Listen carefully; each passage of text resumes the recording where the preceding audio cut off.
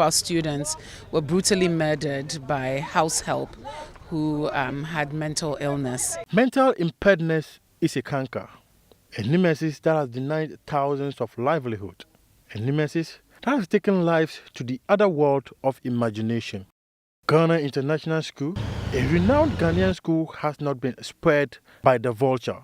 In the early 1980s, there was a day the school would remember and wish it never existed. A day's sorrow and trauma became the tune of this great school as two of its students were denied life on planet Earth by a housemaid. Jason and Kerry Fung had life but lost it the following day. And GIS has made it a point to help curb mental impairedness by contributing their quota to society and trumpeting the message of the need for mental health.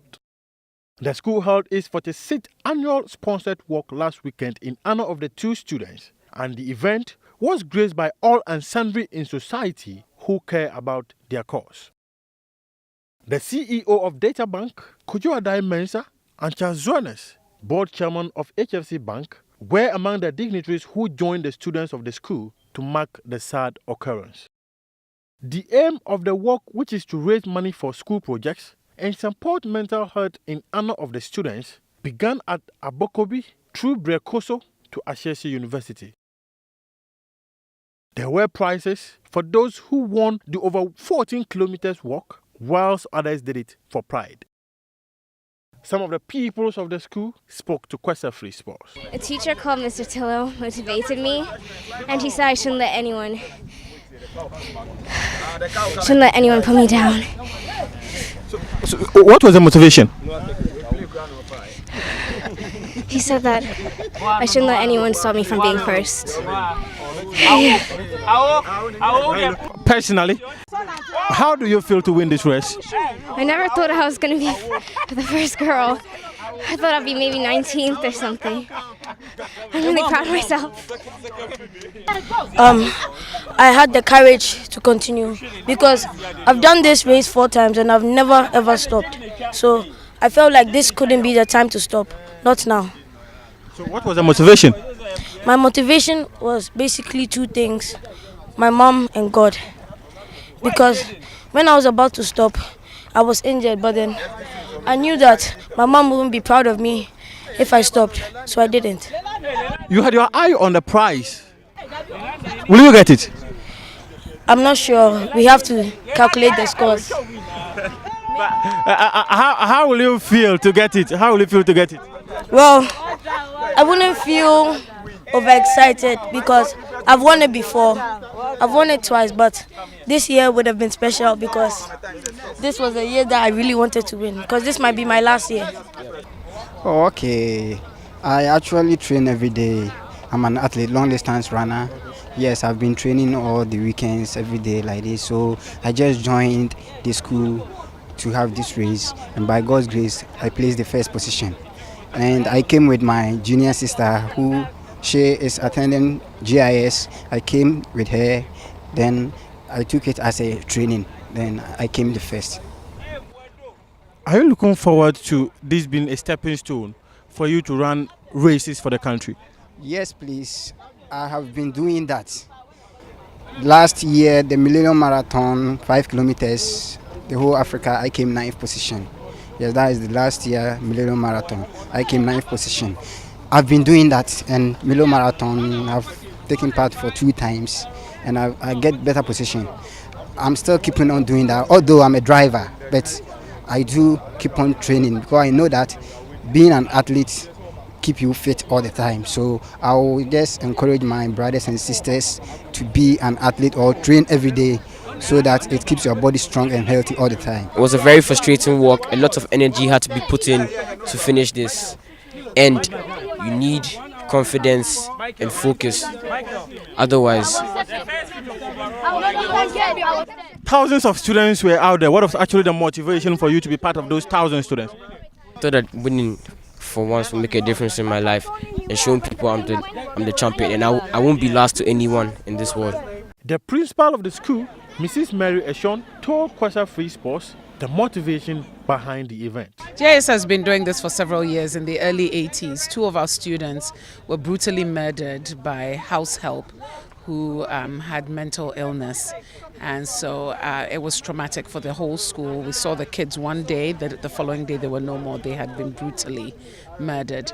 And so we decided that, so often we think that people with mental illness are people we see on the streets who are naked.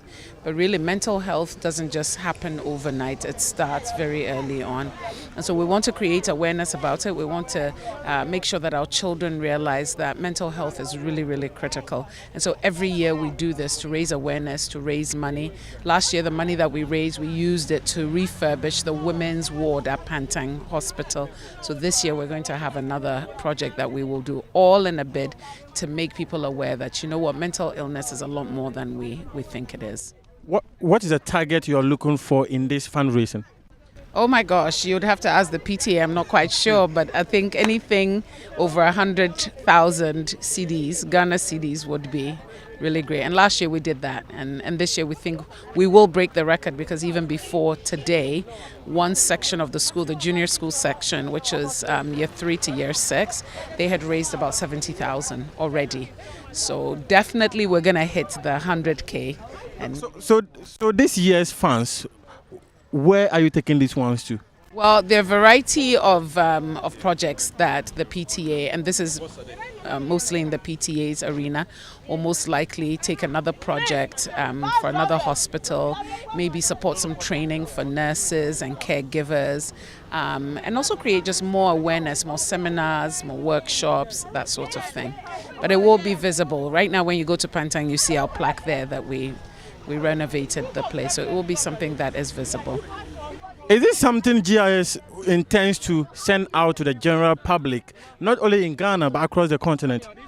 In terms of? In terms of reaching out to masses and telling them that mental impairedness is something huge in society, and GIS is campaigning that people out there should be aware of mental impairedness. Yes, most definitely, and I think it has started already, because today anything that you do and you put on social media goes worldwide, so gone are the days when you'd have to put it in newspaper print or actually get some international news media. Today you just put it on Facebook, on Twitter, and it's all over the place. The kids are Instagramming themselves on the way and all of that, so it has gone worldwide. And I think what the message that we want to send out is that we are in Ghana, tending to local needs in Ghana, but these local needs then can transfer outside of Ghana, outside of Africa, and we want to make a difference.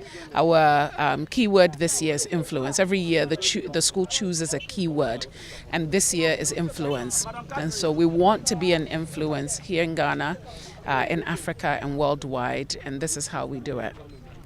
Pardon me, just to switch the conversations more. Already GIS is international. A few weeks ago, specifically on 22nd of September, we had a CAF president visiting your school because of the NT Brothers, what they do to support football.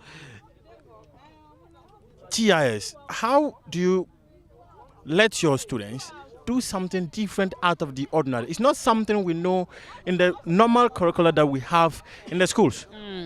Well, I think it comes from getting well-trained teachers and then continuing the training.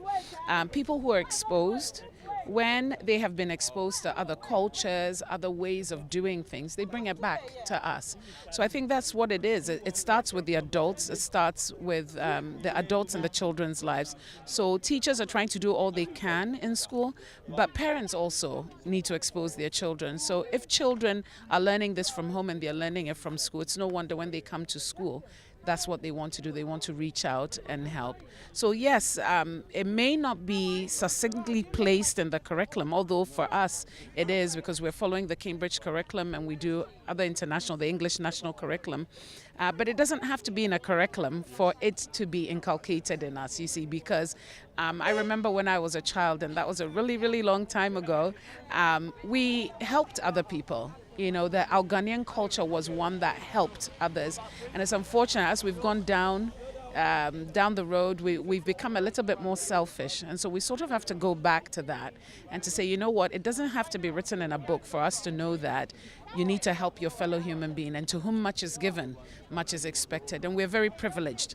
All the kids at GIS know they're privileged, the parents know that they're privileged. So if we've been given so much, you know what? It's a travesty if we sit there and we don't give back to society. The school holds the walk annually to support mental health in the country.